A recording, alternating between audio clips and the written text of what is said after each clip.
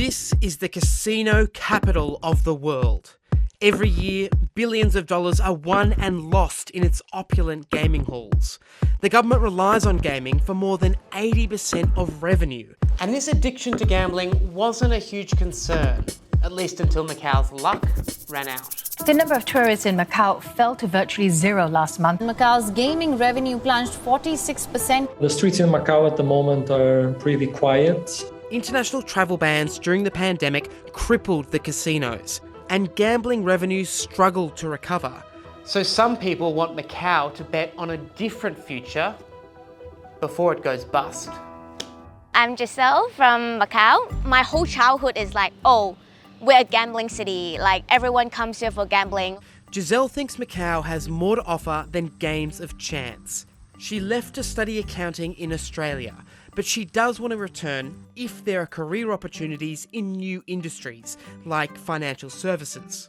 But reshaping Macau's economy won't be easy. Gambling industry is very, very instilled in like everyone's mind. So it's really hard to like just having a great shift. So how did Macau become a gambler's paradise? Legal casinos started appearing in the 1850s, back when Macau was ruled by the Portuguese. When the colony was handed back to China in 1999, remaining restrictions were relaxed and the gambling industry boomed. Today, Macau has the only legal casinos in China. And that's because Macau, like Hong Kong, is a special administrative region under China's one country, two systems regime. So it has different laws to mainland China. But not everyone is happy that Macau went all in on gambling. The local government has been calling diversification for not only after COVID, but for a decade. Only after COVID-19, we have a consensus. Macau people finally realize how fragile Macau is if it's only relied on only one industry. So what is Macau going to do? In 2023, the government launched its first diversification strategy. It targets 4 key industries: financial services, traditional Chinese medicine, high-tech, and events tourism. The government will build infrastructure, launch university courses, and try to attract foreign enterprises.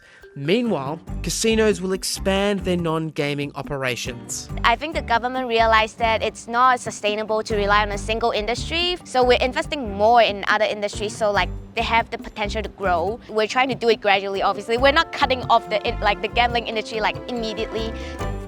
The strategy says diversification is the only way to solve deep-rooted conflicts and issues in Macau. Sam Hufei, who is tipped to become the next leader of Macau, decried the barbaric expansion of the gaming industry and its large negative impact on the city. But the Gambling Association says Macau cannot simply reduce the gaming industry and should maintain revenue to ensure the economy and residents are not negatively affected.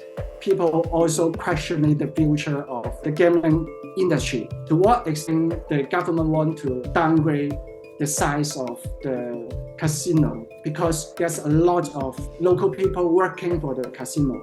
So if they lose their job because of diversification, they don't have other skills. Some people can survive in the new era and some may be abandoned. Macau will likely need to attract workers and investment from outside its borders, and it's going to face some fierce competition from other Asian cities. Meanwhile, Beijing is cracking down on one of Macau's biggest earners, Junkets. These organised tours bring high rollers to Macau, but the sector has been plagued by allegations of money laundering and illegal gambling. And in 2023, the man behind one of the biggest junket operations was sentenced to 18 years prison. So the push to diversify might not just be about economic stability. Beijing don't want Macau as a central for money laundering, so they want to limit the size of casino industry. The crackdown in junkets is often blamed for the slow recovery of Macau's gaming revenue, but gamblers are still coming to Macau, even if they're not spending as much as VIPs. Sometimes we assume that the gaming revenue can never come back to pre-pandemic numbers because the junket-related VIP gaming revenue is not recovering at all much. But if you talk about the mass gaming revenue, we believe this year the number can surpass pre-pandemic levels more than 5%. And getting into Macau has never been easier, with a new 55-kilometre bridge connecting it to Hong Kong and Zhuhai. Before this bridge was built, people can only travel to Macau from Hong Kong by taking ferry or helicopter. Given that this type of infrastructure is ready, they are pushing this diversification even more. So, can Macau pull it off? Even though like right now it's still not a very significant difference, but I can see that they're trying to make that change to like ensure that Macau will not collapse. Maybe if they're investing more, I will have more opportunity there because like they need more people there.